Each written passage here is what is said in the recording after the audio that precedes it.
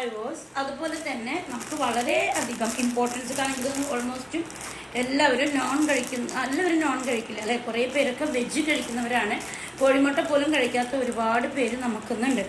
അത്തരം ആളുകൾക്ക് ഏറ്റവും യൂസ്ഫുൾ ആയിട്ടുള്ള ഒരു പ്രോഡക്റ്റ്സ് ആണ് മക്കാന.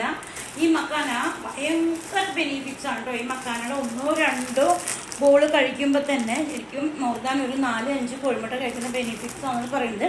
നമ്മുടെ ബോഡിക്ക് ഭയങ്കരമായിട്ട് സ്ട്രെങ്തൻ കൊടുക്കുന്ന ഒരു സംഭവമാണ്. അപ്പോൾ ഇതെങ്ങനെയാണ് ഉപയോഗിക്കേണ്ടതെന്നുള്ളത് വളരെ ഇമ്പോർട്ടൻ്റ് ആയ കാര്യമാണ്. ഇത് എവിടെ നിന്ന് കിട്ടുന്നത് ഫസ്റ്റ് ചോദ്യം. ആയുർവേദ ഷോപ്പുകളിലൊക്കെ ഉണ്ട് ഈ മക്കാന. ഇത് നമ്മുടെ താമരയുടെ ഉള്ളിലെ വിത്താണ്.